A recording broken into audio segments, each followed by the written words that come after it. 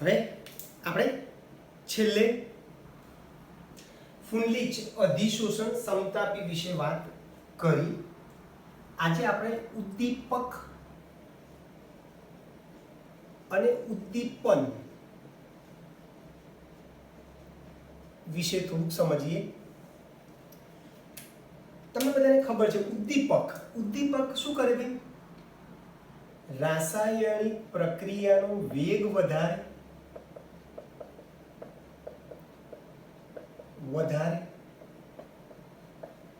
પ્રક્રિયાને અંતે મૂળ સ્વરૂપે પાછો મળે. બરાબર છે? મૂળ સ્વરૂપે પાછો મળે એટલે એના સંઘટનમાં કોઈ જાતનો ફેરફાર થાય નહીં. એટલે ઉદ્દીપક રાસાયણિક પ્રક્રિયાનો વેગ વધારે છે અને પ્રક્રિયાને અંતે મૂળ સ્વરૂપે પાછો મળે છે, જેને આપણે ઉદ્દીપક કહીશું.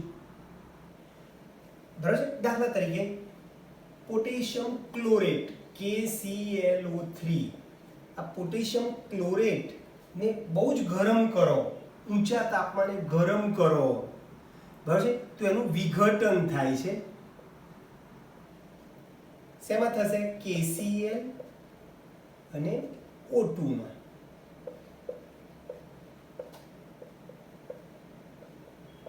KClO3 શું કીધું? આપણે પોટેશિયમ ક્લોરેટ છે એને ગરમ કરશો તો KCl અને ઓક્સિજન મળે છે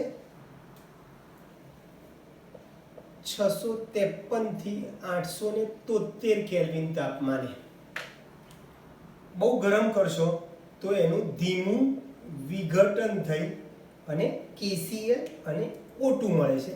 પણ આ જ પ્રક્રિયા તમે MnO2 મેંગેનીઝ ડાયોક્સાઇડ ઉદ્દીપકની હાજરીમાં કરો તો નીચા તાપમાને એનું સરળતાથી વિઘટન થઈ જાય છે. બરાબર છે?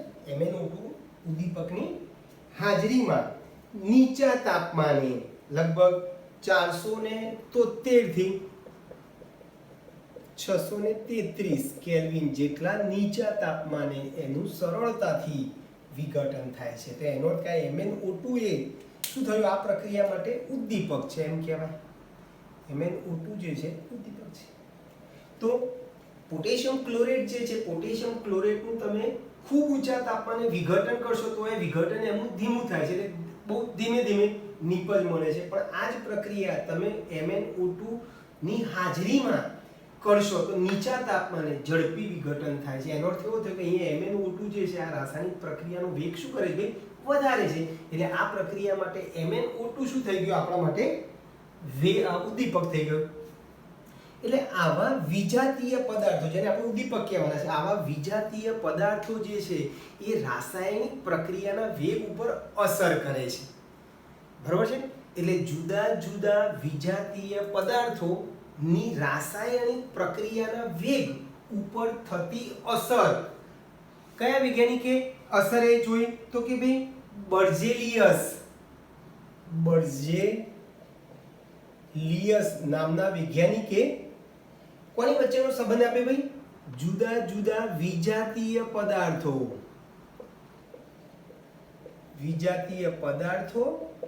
અને રાસાયણિક પ્રક્રિયા ના વેગ વચ્ચેનો અભ્યાસ કર્યો બર્ઝેલિયસે અને કીધું કે ભાઈ આવા વિજાતીય પદાર્થો, જેને આપણે ઉદ્દીપક કહેવાના છે, આવા વિજાતીય પદાર્થો રાસાયણિક પ્રક્રિયાના વેગમાં શું કરે છે ભાઈ? વધારો કરે છે. તો ક્લિયર બેન? તો બર્ઝેલિયસ નામના વૈજ્ઞાનિકે શું કર્યું ભાઈ? જુદા જુદા વિજાતીય પદાર્થો અને રાસાયણિક પ્રક્રિયાઓના વેગ વચ્ચેનો અભ્યાસ કર્યો અને એના ઉપરથી એ વિજાતીય પદાર્થોને એને નામ આપ્યું ઉદ્દીપક, જે આપણે ઓલરેડી ભણી ગયા. એટલે ઉદ્દીપક શું કરશે? રાસાયણિક પ્રક્રિયાનો વેગ શું કરશે ભાઈ? વધારે છે અને પ્રક્રિયાને અંતે મૂળ સ્વરૂપે પાછો મળે છે. એના બંધારણમાં, એના સંઘટનમાં કોઈ જાતનો ફેરફાર થયા વગર પ્રક્રિયાને અંતે આપણને પાછો મળે છે અને પ્રક્રિયાનો વેગ વધારે છે. બરાબર? પ્રક્રિયાનો વેગ વધારે છે અને આ વેગ વધારવાની ઘટનાને ઉદ્દીપન કહીશું. બરાબર છે? ઉદ્દીપન એટલે પ્રક્રિયાના વેગ વધારવાની ઘટનાને શું કહીશું કે આપણે ઉદ્દીપન કહીશું. ઓકે દોસ્તો, તો આ સિમ્પલ થઈ ગયું. ઉદ્દીપક બરાબર યાદ રાખો. ઉદ્દીપક એટલે રાસાયણિક પ્રક્રિયાનો વેગ વધારે અને પ્રક્રિયાના અંતે મૂળ સ્વરૂપે પાછો મળે. KClO3 નું વિઘટન ઊંચા તાપમાને ધીમું થાય છે, પણ આ જ KClO3 નું વિઘટન MnO2 ઉદ્દીપકની હાજરીમાં ઝડપી થાય છે. એટલે MnO2 જે છે આ પ્રક્રિયા માટે ઉદ્દીપક તરીકે વર્તે છે અને બર્જેલિયસ નામના વૈજ્ઞાનિકે જુદા જુદા વિજાતીય પદાર્થોની રાસાયણિક પ્રક્રિયા વેગ ઉપર રાસાયણિક પ્રક્રિયા વેગ ઉપર શું અસર થાય છે એનો અભ્યાસ કર્યો અને એને કીધું કે ઉદ્દીપક જે છે, વિજાતીય પદાર્થો જે છે એ રાસાયણિક પ્રક્રિયાનો વેગ શું કરે છે ભાઈ? વધારે છે. પછી એમાં પ્રવર્ધકો પણ આવે છે. પ્રવર્ધક અને ઉદ્દીપકીય વિષ.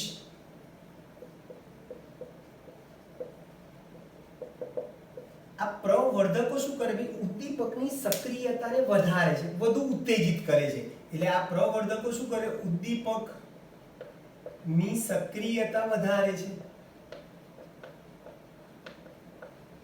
જ્યારે ઉદ્દીપકીય વિષ એ ઉદ્દીપકની સક્રિયતા ઘટાડે છે. પ્રવર્ધકો સક્રિયતા વધારે અને વિષ સક્રિયતા ઘટાડે. દાખલા તરીકે તમને ખબર છે કે ભાઈ એમોનિયા મેળવવા માટેની હેબર વિધિ જે હતી, એમોનિયા મેળવવા માટેની હેબર વિધિમાં આપણે ઉદ્દીપક તરીકે લોખંડનો ભૂકો વાપરીએ છીએ. લોખંડનો ભૂકો ઉદ્દીપક તરીકે વાપરીએ છીએ અને એ લોખંડના ભૂકાની પ્રવર્ધકતા, સક્રિયતા વધારવા માટે એમાં પ્રવર્ધક તરીકે મોલિબ્ડેનમ વાપરતા હતા. બરાબર છે? તે એમોનિયા મેળવવા માટેની આ જે હેબર વિધિ જે છે એ હેબર વિધિમાં ઉદ્દીપકની સાથે, ઉદ્દીપક તરીકે લોખંડનો ભૂકો છે, એ લોખંડના ભૂકા સાથે ઉદ્દીપક સાથે પ્રવર્ધક તરીકે મોલિબ્ડેનમ આપણે વાપરતા હતા, જેથી ઉદ્દીપકની સક્રિયતા વધતી હતી. ચલો, એ જ પ્રમાણે અહીંયા H2SO4 મેળવવા માટેની સંપર્ક વિધિમાં H2SO4 મેળવવા માટેની સંપર્ક વિધિમાં જે PT ઉદ્દીપક જે છે એ PT ઉદ્દીપકમાં જો સેજ પણ Cu ની અશુદ્ધિ જો હોય તો પ્રક્રિયા વેગ શું થઈ જાય? ઘટી જાય છે. તો આ જે Cu ની અશુદ્ધિ જે છે એ ઉદ્દીપકીય વિષ તરીકે વર્તે છે. એટલે તમે જે પ્લેટિનમ લેવાના છો ઉદ્દીપક તરીકે H2SO4 મેળવવા માટેની સંપર્ક વિધિમાં આપણે જે ઉદ્દીપક વાપરીએ છીએ PT એ અતિ શુદ્ધ હોવો જોઈએ. એમાં જો કોપરની સેજ પણ અશુદ્ધિ રહી જાય તો એ કોપર જે છે ઉદ્દીપકીય વિષ તરીકે વર્તે છે અને પરિણામે પ્રક્રિયાનો વેગ વધવાને બદલે ઘટી જાય છે. ઓકે દોસ્તો, તો બે શબ્દો ક્લિયર. પ્રવર્ધકો અને ઉદ્દીપકીય વિષ. પ્રવર્ધકો ઉદ્દીપકની સક્રિયતામાં વધારો કરે છે અને ઉદ્દીપકીય વિષ ઉદ્દીપકની સક્રિયતામાં ઘટાડો કરે છે. અહીંયા મોલિબ્ડેનમ જે છે, હેબર વિધિમાં મોલિબ્ડેનમ જે છે એ પ્રવર્ધક છે અને સંપર્ક વિધિમાં કોપરની અશુદ્ધિ જે છે એ શું છે? ઉદ્દીપકીય વિષ છે. હવે આ ઉદ્દીપનના પ્રકારો છે.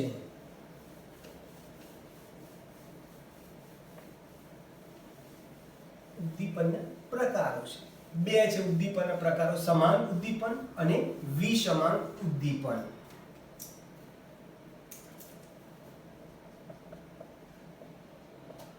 ઉદ્દીપનના પ્રકાર: સમાન ઉદ્દીપન અને વિસમાન ઉદ્દીપન. બરાબર છે? ઉદ્દીપનના કેટલા પ્રકાર? બે, સમાન અને વિસમાન. ચલો, સમાન ઉદ્દીપન કોને કહેવાય? તો કે ભાઈ જેમાં પ્રક્રિયકોની કલા, નિપજોની કલા અને ઉદ્દીપકની કલા સરખી હોય. કલા એટલે ભૌતિક સ્થિતિ. એટલે આમાં આપણે પ્રક્રિયકો, નિપજો અને ઉદ્દીપક ની કલા કેવી હોય ભાઈ? સમાન હોય છે. જ્યારે આમાં પ્રક્રિયકો અને ઉદ્દીપક ની કલા જુદી જુદી હોય છે. બરાબર? કલા એટલે બરાબર ખ્યાલ આવ્યો? પ્રક્રિયકોની જે કલા જે છે, જે ભૌતિક સ્થિતિ છે, એ જ ઉદ્દીપકની છે. અને અહીંયા પ્રક્રિયકો અને ઉદ્દીપકની કલા કેવી હોય ભાઈ? જુદી જુદી હોય. બે ચાર ઉદાહરણ આપો એટલે તમને ખ્યાલ આવે. ચલો ઉદાહરણ આપીએ જેમાં પ્રક્રિયક અને ઉદ્દીપક ની કલા કેવી હોય ભાઈ? સમાન હોય. લેડ ચેમ્બર વિધિમાં SO2 નું ઓક્સિડેશન કરવાનું છે SO3 માં. જુઓ તો અહીંયા પ્રક્રિયકો SO2 અને O2 છે. બંનેની ભૌતિક સ્થિતિ કેવી છે ભાઈ? વાયુ છે. અને અહીંયા ઉદ્દીપક જે લઉં છું એનો એ પણ તમારો શું છે ભાઈ? વાયુ જ છે. બંનેની કલા કેવી છે? અહીંયા મેં એવું લખ્યું પ્રક્રિયકો પણ વાયુ છે, નિપજ પણ વાયુ છે, અને ઉદ્દીપકની કલા NO નાઇટ્રિક ઓક્સાઇડ પણ કેવો છે ભાઈ? વાયુ સ્વરૂપમાં છે. ક્લિયર? તો આ નાઇટ્રોજનના ઓક્સાઇડમાં આ જે પ્રક્રિયા થાય છે એને વિસમાંગ ઉદ્દીપન કહીશું. તો એક આ લેડ ચેમ્બર વિધિમાં થતી પ્રક્રિયાની આપણે વાત કરી. પછી એસ્ટરનું જળ વિભાજન. એસ્ટરનું જળ વિભાજન સપોઝ કે મિથાઇલ એસિટેટ લો, એ લિક્વિડ ફોર્મમાં છે, એનું જળ વિભાજન લિક્વિડ ફોર્મમાં HCl, જેમાંથી H+ આપણને મળવાનું છે, HCl પણ લિક્વિડ ફોર્મમાં. આમાંથી CH3COOH બનશે લિક્વિડ ફોર્મમાં અને CH3OH લિક્વિડ ફોર્મમાં. જો બધા જ લિક્વિડ છે. પ્રક્રિયકોની ભૌતિક સ્થિતિ, નિપજોની ભૌતિક સ્થિતિ અને ઉદ્દીપક બરાબર છે, એની ભૌતિક સ્થિતિ સરખી છે. કેવી છે? લિક્વિડ છે. પછી ખાંડનું જળ વિભાજન. C12H22 C12H22O11 બરાબર છે. ચલો એનું જલીય દ્રાવણ રાખીશું આપણે. શું રાખીશું ભાઈ? જલીય દ્રાવણ. એક્વિયસ, જેને તમારે કહે એક્વિયસ પણ કહી શકો. એમાં પાણી ઉમેરીએ આપણે H2SO4 ની હાજરીમાં. તો C6H12O6 એક્વિયસ બને વત્તા C6H12O6 એક્વિયસ બને. તો જો આ પ્રક્રિયકોની ભૌતિક સ્થિતિ એક્વિયસ છે અને જે આપણને નિપજો મળે છે એની ભૌતિક સ્થિતિ પણ શું છે ભાઈ? એક્વિયસ છે. આ ગ્લુકોઝ છે, આ ફ્રુક્ટોઝ છે. બરાબર છે. તમે અહીંયા ફરીથી કહું છું, અહીંયા તમે લિક્વિડ જલીય દ્રાવણ બી લખવું હોય તો લખી શકો. આ બેને ભેગા પાણી મારે ના લખવું હોય તો અહીંયા હું જલીય દ્રાવણ લખું તો અહીંયા એક્વિયસ, જલીય દ્રાવણમાં રહેલા આયનો, જેને આપણે એક્વિયસ કહેવું તો કહી શકીએ. પછી ઓઝોનનું વિઘટન જે થાય છે, ઓઝોનનું વિઘટન,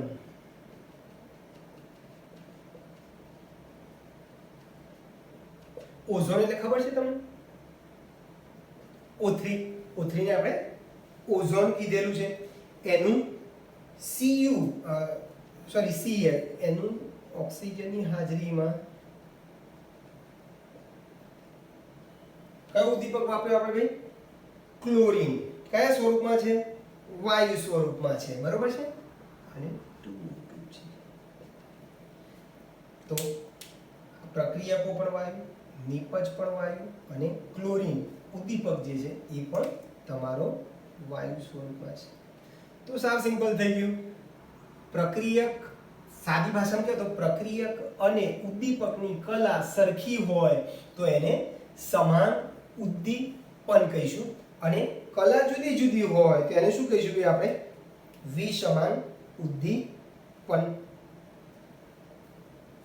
ચલો જુદી જુદીની વાત કરીએ આપણે. દાખલા તરીકે H2SO4 મેળવવા માટેની સંપર્ક વિધિમાં જો SO2G વત્તા O2G giving 2SO3G અહીંયા PT સોલિડ. જોયું તમે?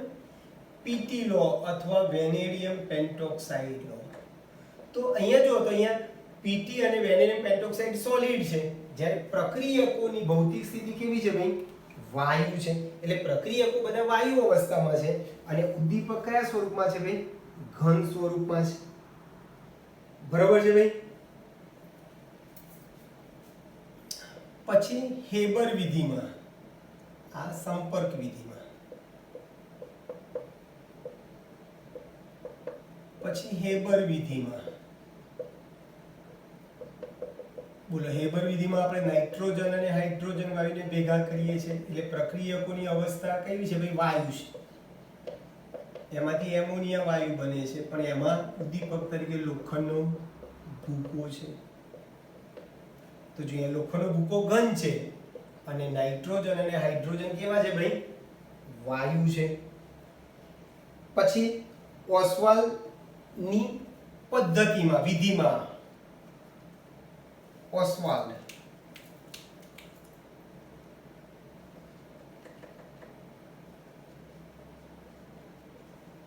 ચલો ઓસ્વાલ્ડ વિધિમાં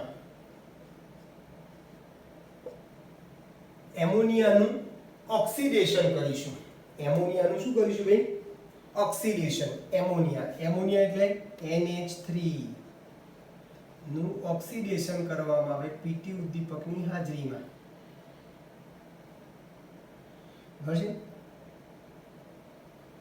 તો અહીંયા આ એમોનિયા વાયુ છે, ઓક્સિજન વાયુ છે અને PT કેવો છે ભાઈ?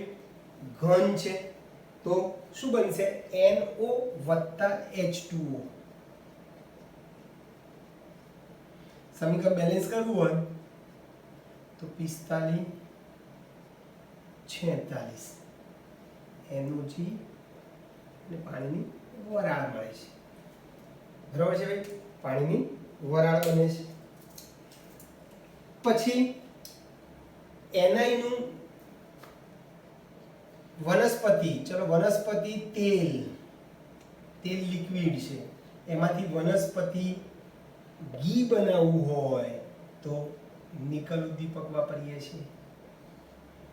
બરાબર છે? તો અહીંયા લિક્વિડ છે અને આ ઘન છે. પછી HI નું વિઘટન, HI વાયુ છે, એનું વિઘટન કરો H2G વત્તા I2G માં.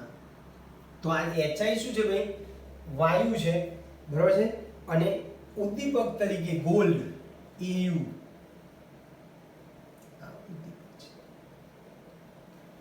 તો પ્રક્રિયકોની કલા અને ઉદ્દીપકની કલા જુદી જુદી હોય તો એને આપણે વિષમાંગ ઉદ્દીપન કહીશું, અને પ્રક્રિયકોની કલા અને ઉદ્દીપકની કલા સમાન હોય તો એને આપણે શું કહીશું ભાઈ? સમાન ઉદ્દીપન. ક્લિયર દોસ્તો? સા સિમ્પલ થઈ ગઈ. ઓકે, એટલે અહીંયા પ્રક્રિયકો અને ઉદ્દીપકની કલા સરખી છે, અહીંયા પ્રક્રિયકો અને ઉદ્દીપકની કલા જુદી જુદી છે. મેં ઉદાહરણ તમને આપ્યા 4 5 5. બરાબર? ઘણીવાર પરીક્ષામાં પૂછાયેલું છે કે ભાઈ તમે નીચે 4 સમીકરણ આપ્યા હોય કે આ નીચેનામાંથી કયું સમાન ઉદ્દીપનનું ઉદાહરણ છે અથવા વિષમાંગ ઉદ્દીપનનું ઉદાહરણ છે, તમે કહી શકો. ક્લિયર દોસ્તો? ચાલો થોડાક આગળ જઈએ. હજુ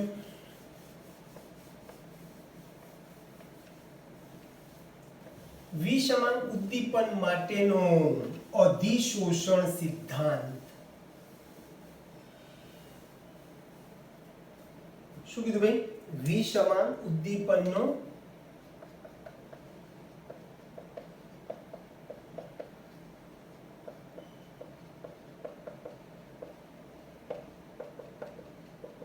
અધિશોષણ સિદ્ધાંત.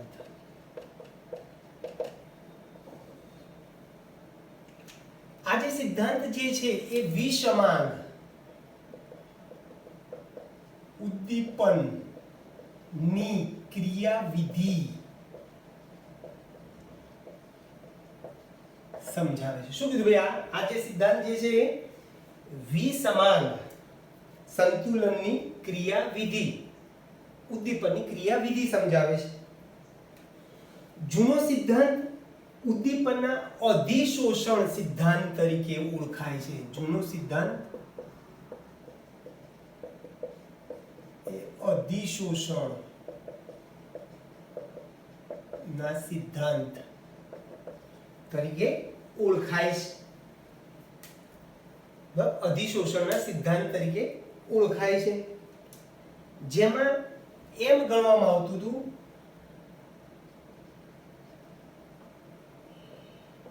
આ અધિશોષણ સિદ્ધાંત તરીકે ઓળખાય છે. જૂનો જે સિદ્ધાંત હતો આ અધિશોષણના જૂના સિદ્ધાંતમાં એમ ગણવામાં આવતું હતું કે ભાઈ આ ઘન અધિશોષક છે, જેને આપણે ઉદ્દીપક કહીશું. તો ઉદ્દીપક તરીકે ઘન અધિશોષક લેવાનું અને એની ઉપર એ ઉદ્દીપકની સપાટી ઉપર આ વાયુ અધિશોષિત થાય છે. જૂના સિદ્ધાંતમાં શું સમજવામાં આવતું હતું ભાઈ કે ભાઈ ઘન ઉદ્દીપક તરીકે આપણે ઘન પદાર્થ લઈશું. એ ઘન ઉદ્દીપકની સપાટી ઉપર વાયુના અણુઓ એક્ચ્યુઅલી અહીંયા અધિશોષિત થાય. ત્યાં વાયુના અણુઓની સાંદ્રતા વધે, પ્રક્રિયા વેગ વધે, એવું જૂના સિદ્ધાંતમાં સમજતા હતા. શું કીધું ભાઈ? જૂના સિદ્ધાંતમાં ઉદ્દીપકની સપાટી ઉપર વાયુના અણુઓ પહેલા અધિશોષિત થાય, ઉદ્દીપકની સપાટી પર વાયુના અણુઓની સાંદ્રતા વધે, પરિણામે પ્રક્રિયાનો વેગ શું થાય ભાઈ? વધે છે. બરાબર? મધ્યવર્તી સંયોજન બને છે અને પછી એમાંથી એનો વેગ શું થાય છે ભાઈ? વધે છે. બરાબર છે? આ જે પ્રક્રિયા જે છે અધિશોષણની પ્રક્રિયા જે છે કે સાહેબ વેગ કેવી રીતે વધે છે? તો કે અધિશોષણની ઘટના આપણે અગાઉ બી કીધી કે અધિશોષણ જે છે એ ઉષ્મા શેપક પ્રક્રિયા છે. ઉષ્મા શેપક પ્રક્રિયાને કારણે જે ઉષ્મા મુક્ત થાય છે એ મુક્ત થતી ઉષ્મા પ્રક્રિયાનો વેગ શું કરે છે? વધારે છે.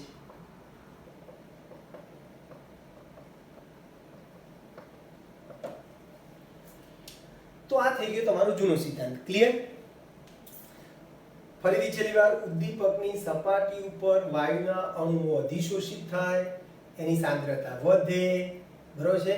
પ્રક્રિયા વેગ વધે. પ્રક્રિયા વેગ કેવી રીતે વધે ભાઈ? તો ભાઈ અધિશોષણ થાય છે ત્યારે એ અધિશોષણની પ્રક્રિયા જે છે ઉષ્માક્ષેપક પ્રક્રિયા છે, અને ઉષ્માક્ષેપક પ્રક્રિયા દરમિયાન જે ઉષ્મા મુક્ત થાય છે એ મુક્ત થતી ઉષ્મા પેલો પ્રક્રિયાનો વેગ શું કરે છે ભાઈ?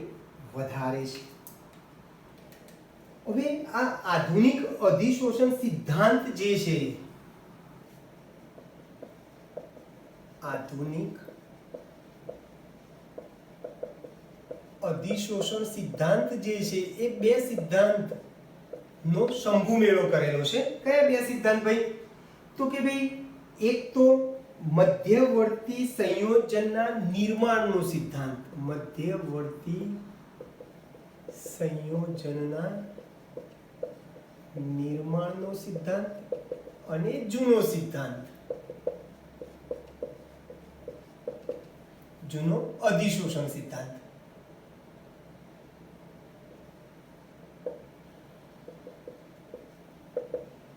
આ બેનો સમન્વય સંયોગીકરણ કરીને બનાવેલો છે આધુનિક અધિશોષણ સિદ્ધાંત. હવે આ આધુનિક અધિશોષણ સિદ્ધાંત પાયાના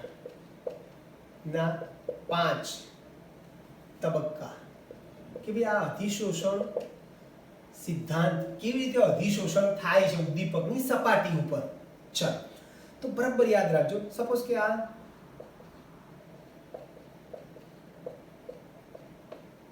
ઉદ્દીપક છે, આને એક આકૃતિ નાનકડી દોરી છે, મુક્ત સંયોજકતા ધરાવતી ઉદ્દીપકની સપાટી છે.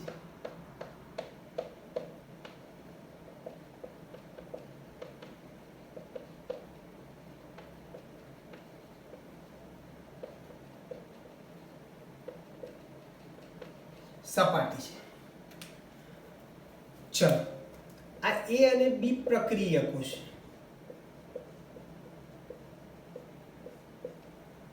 તો હમણાં જ લીધું. શું કરશું ભાઈ? આ ઉદ્દીપકની સપાટી છે, મુક્ત સંયોજકતા. આ જે દેખાય છે આ બંધ એ મુક્ત છે, એટલે મુક્ત સંયોજકતા ધરાવતી આ ઉદ્દીપકની સપાટી છે.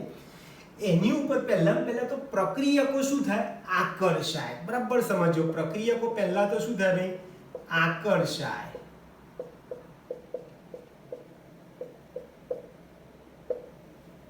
બરાબર છે? આકર્ષાય પછી આ મુક્ત સંયોજકતા સાથે આ પ્રક્રિયકના પરમાણુઓ કે અણુઓ આ રીતે શું થાય ભાઈ? જોડાય. બીજો તબક્કો. 5 તબક્કા છે, હું બોલતો જઉં છું. પહેલા તબક્કામાં શું કર્યું ભાઈ? પહેલા તો ઉદ્દીપકની સપાટી ઉપર પ્રક્રિયકના અણુઓનું આકર્ષાવું. નંબર 2, આકર્ષાય અને પ્રક્રિયકના અણુઓ ઉદ્દીપકની સપાટી ઉપર ગોઠવાવું. 3, મધ્યવર્તી સંયોજન બનવું. હવે મધ્યવર્તી સંયોજન કેવી રીતે બનશે?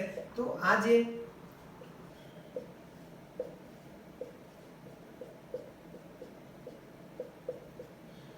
A અને B હતા ને એની વચ્ચે બંધ બને. જુઓ, ઉદ્દીપકની સપાટી ઉપર આ પ્રક્રિયકો વચ્ચે પ્રક્રિયા થઈ અને મધ્યવર્તી સંયોજન બને છે. એ મધ્યવર્તી સંયોજન બન્યા પછી આ જે નિપજ છૂટી પડશે એ નું ઉદ્દીપકની સપાટી ઉપરથી અપશોષણ થાય. અપશોષણ થયું એટલે તમને ખબર છે આ જે નિપજ બની AB એ શું થઈ જાય? અપશોષણ થઈ ગયું. અપશોષણ થયું એટલે શું થઈ ગયું ભાઈ? છૂટી પડી ગઈ. એટલે અહીંયાથી આ AB પાછો જતો રહ્યો.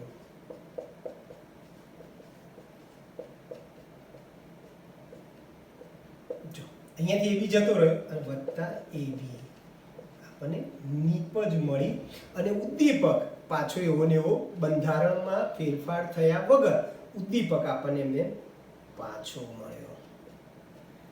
અને ફરીથી ઉદ્દીપક ઉપર ફરીથી બીજા પ્રક્રિયકોને પ્રક્રિયા કરવા માટે આ ઉદ્દીપકની સપાટી ઉપર ફરીથી જગ્યા મુક્ત થઈ ગયા. એટલે મુક્ત સંયોજકતા ધરાવતી પાછી ઉદ્દીપકની સપાટી પ્રાપ્ત થઈ.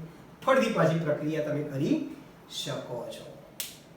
તો આ થઈ ગયો તમારો આધુનિક અધિશોષણ સિદ્ધાંત. બરાબર સમજો ભાઈ. 5 મુદ્દા જે છે ખાલી આટલું જોઈ લો. આ ઉદ્દીપકની સપાટી છે જેમાં આ જે બંધ છૂટા બતાવ્યા એને મુક્ત સંયોજકતા કહેવાય. આ મુક્ત સંયોજકતા ધરાવતો ઉદ્દીપક છે.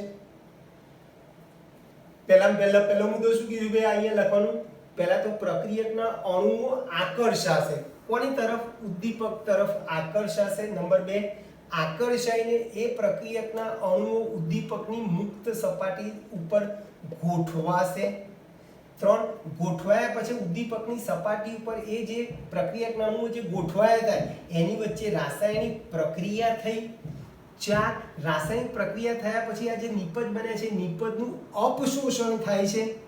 નિપજ બની ગઈ. અને 5, અપશોષણ થઈ ગયા પછી આ નિપજ આ જે ઉદ્દીપક જે છે એ ઉદ્દીપકની સપાટી પાછી મુક્ત થઈ ગઈ અને એની સાથે ફરીથી બીજા પ્રક્રિયકના અણુઓ પાછા જોડવા હોય તો જોડી શકો છો. ટૂંકમાં પ્રક્રિયાને ફરીથી આગળ ધપાવી આગળ વધાવી હોય તો તમે વધાવી શકો છો. ક્લિયર દોસ્તો? તો આ 5 મુદ્દા યાદ રહેશે. ફરીથી 5મી વાર. પહેલા ઉદ્દીપકની સપાટી ઉપર પ્રક્રિયકના અણુઓનું આકર્ષાવું. નંબર 2, ઉદ્દીપકની સપાટી પર પ્રક્રિયકના અણુઓ આકર્ષાય અને ઉદ્દીપકની સપાટી ઉપર એ ગોઠવાયા. ગોઠવાયા પછી એમની વચ્ચે રાસાયણિક પ્રક્રિયા થઈ. ચોથો મુદ્દો, રાસાયણિક પ્રક્રિયા થઈ પછી જે નિપજ બની એ નિપજનું અપશોષણ થયું એટલે નિપજ સપાટી ઉપરથી જતી રહી. અને 5, ફરીથી ઉદ્દીપકની સપાટી મુક્ત થઈ ગઈ જેની પર ફરીથી પ્રક્રિયકના અણુઓ પાછા આ રીતે તમારે જોડવા હોય ત્યારે ફરીથી પાછા જોડીને તમે આગળ પ્રક્રિયા વધારી શકો છો. ક્લિયર દોસ્તો? તો આ થઈ ગયો તમારો અધિશોષણ સિદ્ધાંત. પછી ઘન ઉદ્દીપનની ખાસિયતો છે 2.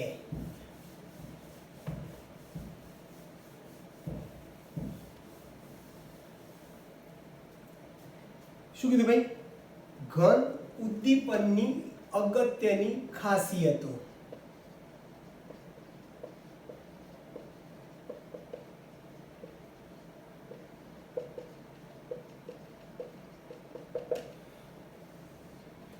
ચલો બે છે, એક વર્ણનાત્મકતા છે અને બીજી સક્રિયતા છે. પહેલા સક્રિયતાની વાત કરીએ. સક્રિયતા અને બીજી વર્ણનાત્મકતા. ચલો સક્રિયતા. તો ઉદ્દીપકની સક્રિયતા નો આધાર અધિશોષણની માત્રા ઉપર રહેલો છે. એટલે જેમાં અધિશોષણની માત્રા વધારે હોય એનો અર્થ કે એ ઉદ્દીપકની સક્રિયતા વધારે છે. અથવા ઊંધું બોલીએ આપણે કે ભાઈ જે ઉદ્દીપકની સક્રિયતા વધારે હશે એનો અર્થ કે એની ઉપર અધિશોષાતા કણોની સંખ્યા અથવા તો અધિશોષણની માત્રા કેવી હશે ભાઈ? વધારે હશે એમ કહી શકો. એટલે ઉદ્દીપક ની સક્રિયતા નો આધાર અધિશોષણ ની માત્રા પર રહેલો છે. પ્રક્રિયકના અણુઓ ઉદ્દીપકની સપાટી પર અતિ પ્રબળતાથી જોડાવા જોઈએ નહીં કે જેથી પ્રક્રિયકના બીજા અણુઓને સપાટી ઉપર સ્થાન જ ન મળે. બરાબર છે? એટલે પ્રક્રિયકો ઉદ્દીપક ની સપાટી ઉપર ખૂબ જ પ્રબળતાથી જોડાવા જોઈએ નહીં કે જેથી પ્રક્રિયકના બીજા અણુઓને સપાટી ઉપર સ્થાન જ ન મળે. બહુ સરસ વાક્ય છે. એક સરસ ઉદાહરણ તમને આપું. તમે બધાએ મધપૂડો જોયો હશે? જોયું છે બધાએ? તો એ મધપૂડો જોયો છે તમે. હવે મધપૂડા ઉપર જ્યારે મધમાખીઓ બધી ગોઠવાય, બરાબર જોજો. સપોઝ કે આ મધપૂડો છે, આ બોર્ડ જે છે મધપૂડો છે. અહીંયા મધમાખીઓ એકદમ ઝડપથી ખૂબ જ પ્રબળતાથી અહીંયા બધી મધપૂડા ઉપર મધમાખીઓ બધી બેસી જાય. હવે એક જ બાજુ બધી મધમાખીઓ બેસી જાય છે. દાખલા તરીકે આ ભાગમાં જ મધમાખીઓ બધી બેસી ગઈ. તો આ બાજુ બધો જે ભાગ જે છે મધપૂડાની આજુબાજુ અથવા પાછળની બાજુ મધમાખીઓ મધપૂડા ઉપર બેસી નથી. એટલે આ બાજુ જ મધમાખીઓએ મધપૂડા ઉપર આક્રમણ કર્યું. એટલે ખૂબ પ્રબળતાથી આક્રમણ કર્યું. પરિણામે મધપૂડો સંપૂર્ણ રીતે મધમાખીથી ઢંકાયો નથી. બરાબર? પ્રક્રિયકો ઉદ્દીપકની સપાટી ઉપર, પ્રક્રિયકો એટલે મધમાખી, ઉદ્દીપક એટલે મધપૂડો. પ્રક્રિયકો મધપૂડાની ઉપર એટલે ઉદ્દીપકની સપાટી પર ખૂબ પ્રબળતાથી જોડાવા જોઈએ નહીં કે જેથી પ્રક્રિયકના બીજા અણુઓને ઉદ્દીપકની સપાટી પર સ્થાન જ ન મળે. એટલે મધપૂડા ઉપર એક જ બાજુથી જો મધમાખીઓ એટેક કરશે તો શું થશે? એક મધમાખીની ઉપર બીજી મધમાખી, બીજી મધમાખીની ઉપર ત્રીજી મધમાખી બધી ગોઠવાઈ જશે અને સંપૂર્ણ મધપૂડો મધમાખીથી ઢંકાયેલો હશે નહીં. એટલે પ્રક્રિયકો જે છે પેલા ઉદ્દીપકના સંપૂર્ણ સંપર્કમાં આવ્યો નથી. બરાબર છે? પણ જો મધમાખીઓ બધી ધીમે ધીમે ગોઠવાઈ જાય, આખા મધપૂડા ઉપર જો મધમાખીઓ સરસ રીતે ગોઠવાઈ જાય તો પ્રક્રિયકોને પ્રક્રિયા કરવા માટે સંપર્ક સપાટી પણ વધી જાય છે અને પરિણામે પ્રક્રિયાનો વેગ પણ શું થઈ જાય છે? વધી જાય છે. ખ્યાલ આવે છે? એટલે કોઈ પણ સપોઝ કે ફરીથી બોલું છું, આ ઉદ્દીપક છે તો ઉદ્દીપકની સપાટી પર વાયુના અણુઓ એકદમ ઝડપથી ના જોડાવા જોઈએ. ધીમે ધીમે એવી રીતે જોડાવા જોઈએ કે જેથી એ ઉદ્દીપકની સંપૂર્ણ સપાટી ઢંકાઈ જાય, સંપર્ક સપાટીનો વેગ વધી જાય તો પ્રક્રિયાનો વેગ પણ શું થઈ જાય? વધી જાય. તો આ થઈ ગઈ ઉદ્દીપકની સક્રિયતા. એવું જાણવા મળ્યું છે કે ભાઈ હાઇડ્રોજનેશન પ્રક્રિયા જે છે એ હાઇડ્રોજનેશન પ્રક્રિયામાં સમૂહ 5 થી હાઇડ્રોજનેશન પ્રક્રિયામાં સમૂહ 5 થી 11 તરફ જતા ધાતુઓ અથવા તો ઉદ્દીપક, જે ઉદ્દીપક તરીકે વર્તવાની છે, ધાતુઓની સક્રિયતા વધે છે.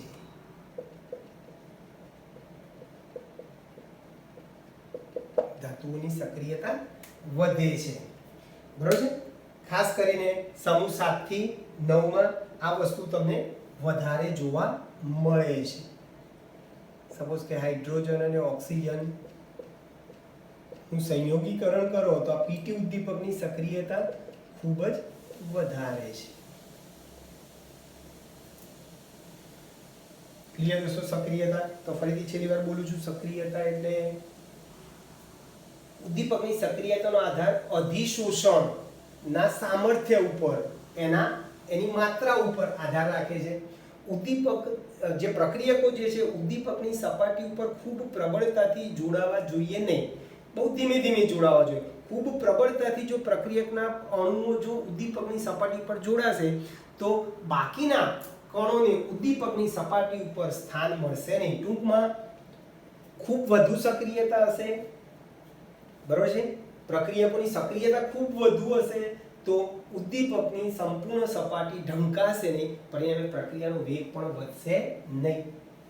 એવું જાણવા મળ્યું છે કે ભાઈ હાઇડ્રોજનેશન પ્રક્રિયાઓ જે છે હાઇડ્રોજનેશન પ્રક્રિયાઓમાં સમૂહ 5 થી 11 તરફ જાઓ એમ ઉદ્દીપકની સક્રિયતા, ધાતુઓની સક્રિયતા શું થાય ભાઈ? વધે છે. ઉદાહરણ તમને આપી દીધું. ચલો, ઉદ્દીપકની વર્ણનાત્મકતા એટલે યોગ્ય નિપજ મેળવવા માટે યોગ્ય પ્રક્રિયક વાપરવું. વર્ણનાત્મકતા એટલે યોગ્ય નિપજ મેળવવા માટે યોગ્ય ઉદ્દીપક વાપરો. દાખલા તરીકે હાઇડ્રોજન અને હાઇડ્રોજન અને કાર્બન મોનોક્સાઇડ, બરોબર છે, હાઇડ્રોજન અને કાર્બન મોનોક્સાઇડ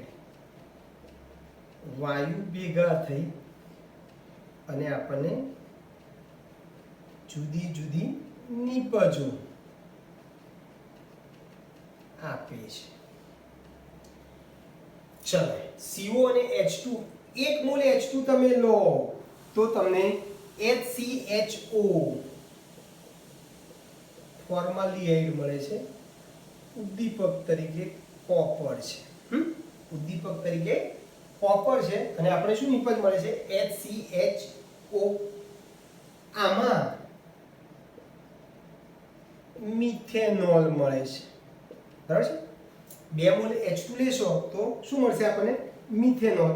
એમાં ઉદ્દીપક તરીકે Cu ZnO Cr2O3 લેવાનું છે. Cu ZnO Cr2O3 લઈશું અને આમાં CH4 H2O બને છે અને એમાં ઉદ્દીપક તરીકે નિકલ લેવામાં આવે છે. તો જુઓ ભાઈ, ત્રણેય પ્રક્રિયામાં પ્રક્રિયક સરખા છે, પ્રક્રિયકો CO અને H2 જ છે, પણ તમે ઉદ્દીપક બદલી નાખ્યો તો સામે નિપજ શું થઈ ગઈ? તમારી બદલાઈ ગઈ. તો તમારે કઈ નિપજ મેળવવી છે એ પ્રમાણે તમારે ઉદ્દીપક વાપરવાનું. એટલે દરેક ઉદ્દીપક જે છે વિશિષ્ટ હોય છે. યાદ રાખજો વાક્ય સરસ. દરેક ઉદ્દીપક કેવા હોય ભાઈ? વિશિષ્ટ હોય છે.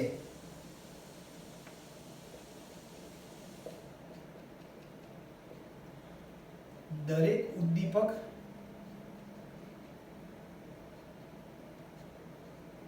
વિશિષ્ટ હોય છે. વિશિષ્ટનો અર્થ એક ઉદ્દીપક એક પ્રક્રિયા માટે ઉપયોગી હોય તો એ જ ઉદ્દીપક બીજી પ્રક્રિયા માટે ઉપયોગી ન પણ હોય, નિર્થક પણ હોઈ શકે છે. બરાબર છે. વિશિષ્ટનો અર્થ શું થાય? એક ઉદ્દીપક એક પ્રક્રિયા માટે ઉપયોગી હોય, એક ઉદ્દીપક એક પ્રક્રિયા માટે ઉપયોગી હોય તો એ જ ઉદ્દીપક બીજી પ્રક્રિયા માટે ઉપયોગી ના પણ હોય. આપણે કીધું કે એમોનિયા મેળવવા માટે એબર વિધિમાં હું લોખંડનો ભૂકો વાપરું ઉદ્દીપક તરીકે, બરાબર છે. તો તમે લોખંડનો ભૂકો ઉદ્દીપક છે ખરો, પણ એ હેબર વિધિમાં જ ઉદ્દીપક છે. પછી એને હું સંપર્ક વિધિમાં લઈ જાઉં તો સંપર્ક વિધિમાં લોખંડનો ભૂકો ઉદ્દીપક તરીકે વર્તે નહીં. બરાબર છે. એટલે દરેક ઉદ્દીપક કેવા હોય ભાઈ? વિશિષ્ટ હોય છે. વિશિષ્ટ અર્થ બરાબર યાદ રાખજો કે વિશિષ્ટ અર્થ શું થાય? એક ઉદ્દીપક એક પ્રક્રિયા માટે ઉપયોગી હોય તો એ જ ઉદ્દીપક બીજી પ્રક્રિયા માટે ઉપયોગી ન પણ હોઈ શકે. બરાબર છે. તો આ સક્રિયતા અને વર્ણનાત્મકતાની આપણે ચર્ચા કરી. છેલ્લે જીઓલાઇટ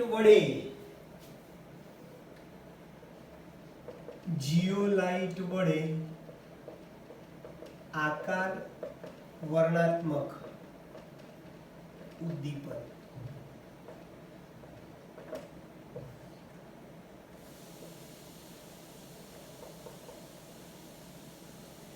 બરાબર છે દોસ્તો? શું કીધું ભાઈ? જીઓલાઇટ વડે આકાર વર્ણનાત્મક ઉદ્દીપન. એટલે તો ઉદ્દીપકીય પ્રક્રિયાઓ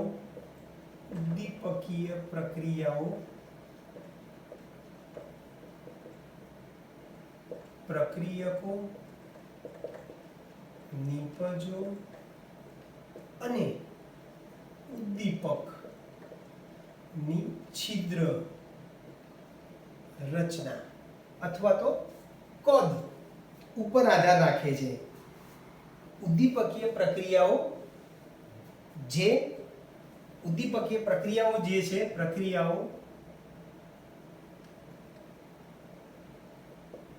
ઉદ્દીપકીય છિદ્ર, પ્રક્રિયકો અને નિપજો ના કદ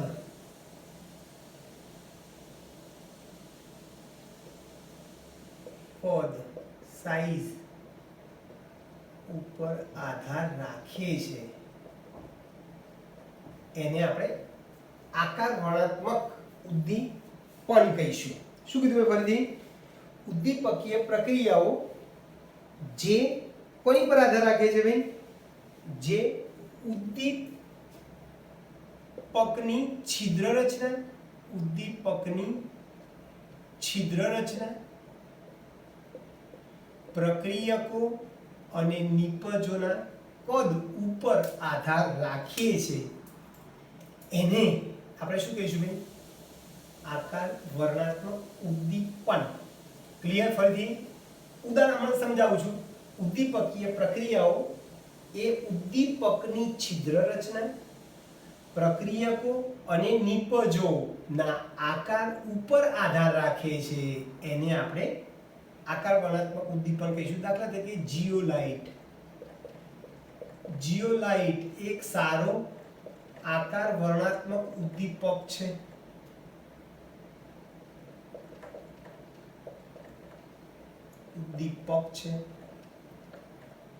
એની રચના મધપૂડા જેવી છે, જે એકચ્યુઅલી એલ્યુમિનોસિલિકેટ છે, જેમાં ત્રિપરિમાણીય ગોઠવણીઓ છે. રચનામાં એલ્યુમિનોસિલિકેટ છે, ત્રિપરિમાણમાં ગોઠવાયેલા છે એલ્યુમિનિયમ અને સિલિકોનના પરમાણુ. એટલે એકચ્યુઅલી શું થાય? એલ્યુમિનોસિલિકેટમાં કેટલાક એલ્યુમિનિયમ પરમાણુનું વિસ્થાપન સિલિકોન દ્વારા કરવામાં આવે તો AlOSi રચના માળખું એમાં જોવા મળે છે.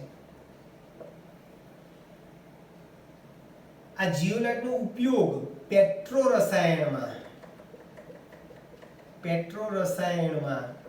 કઈ બે ઘટનાઓ છે? તો કે ભાઈ સમઘટકીયકરણ. પેટ્રો રસાયણ ઉદ્યોગમાં સમઘટકીયકરણ અને હાઇડ્રોકાર્બનના વિભંજન અને સમઘટકીય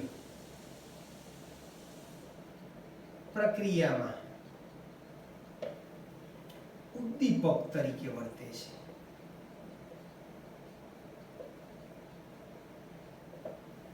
બરાબર છે? એ ક્યાં વર્તે છે ઉદ્દીપક તરીકે? જીઓલાઇટ પેટ્રો રસાયણ ઉદ્યોગમાં હાઇડ્રોકાર્બનના વિભંજન અને સમઘટકીકરણ પ્રક્રિયામાં જીઓલાઇટ ઉદ્દીપક તરીકે વર્તે છે. એક અગત્યનો જીઓલાઇટ છે ZSM5. આ બીજો એક અગત્યનો જીઓલાઇટ કયો લખ્યો ભાઈ? ZSM5 છે. એ આલ્કોહોલનું નિર્જરીકરણ કરી, આ શું કરે ભાઈ? આલ્કોહોલનું નિર્જરીકરણ કરી અને સીધું જ ગેસોલિન બનાવે છે. ગેસોલિન એટલે પેટ્રોલ બનાવે છે. બરાબર? આલ્કોહોલનું નિર્જરીકરણ કરી શું બનાવે છે ભાઈ? ગેસોલિન બનાવે છે. તો આ અગત્યનો જીઓલાઇટ છે. અગત્યનો જીઓલાઇટ કયો કીધું ભાઈ? ZSM5, જે આલ્કોહોલનું નિર્જરીકરણ કરી હાઇડ્રોકાર્બનનું મિશ્રણ બનાવે છે અને પછી એમાંથી સીધું એ શું કરે છે ભાઈ? પેટ્રોલ બનાવે છે. ટૂંકમાં ZSM5 નો ઉપયોગ આલ્કોહોલનું નિર્જરીકરણ કરી પેટ્રોલ બનાવવા માટે થાય છે. તો આ થઈ ગયો તમારો જીઓલાઇટ વડે આકાર વર્ણનાત્મક ઉદ્દીપનની ચર્ચા આપણે કરી. ફરીથી બોલી ગયો ઝડપથી. પહેલા તો આકાર વર્ણનાત્મક ઉદ્દીપન કોને કહેવાય? તો જે ઉદ્દીપકીય પ્રક્રિયાઓ કોની પર આધાર રાખે છે? એક તો ઉદ્દીપકની છિદ્ર રચના, પછી પ્રક્રિયકો અને નિપજોના આકાર ઉપર આધાર રાખે છે. એને આકાર વર્ણનાત્મક ઉદ્દીપન કહીશું. જીઓલાઇટ સારો આકાર વર્ણનાત્મક ઉદ્દીપક છે. તે કુદરતમાંથી મળે છે અને પ્રયોગશાળામાં પણ તમે બનાવો તો બનાવી શકો છો. એની રચના મધપૂડા જેવી છે. એ એકચ્યુઅલી એલ્યુમિનો સિલિકેટ છે, જે ત્રિપરિમાણમાં એલ્યુમિનિયમ અને સિલિકોનના પરમાણુઓ આ રીતે AlOSi માળખા સ્વરૂપે ગોઠવાયેલા હોય છે. પેટ્રો રસાયણમાં આ જીઓલાઇટનો ઉપયોગ ક્યાં કરીશું? તો પેટ્રો રસાયણ ઉદ્યોગમાં હાઇડ્રોકાર્બનના વિભંજન અને સમઘટકીય પ્રક્રિયાઓમાં જીઓલાઇટનો ઉપયોગ ઉદ્દીપક તરીકે આપણે કરીએ છીએ. અને એક અગત્યનો જીઓલાઇટ છે ZSM5 છે, જે આલ્કોહોલનું નિર્જરીકરણ કરી સીધું જ એનું રૂપાંતર શેમાં કરે છે? ગેસોલિનમાં કરે છે. ઓકે દોસ્તો, અહીં સુધી રાખીએ છીએ. આવતી વખતે આપણે ઉત્સેચક ઉદ્દીપન વિશે વાતો કરીશું. ઉત્સેચક ઉદ્દીપન વિશે આપણે ચર્ચા કરીશું. ઓકે દોસ્તો, અહીં સુધી રાખીએ છીએ. મળીએ. બાય.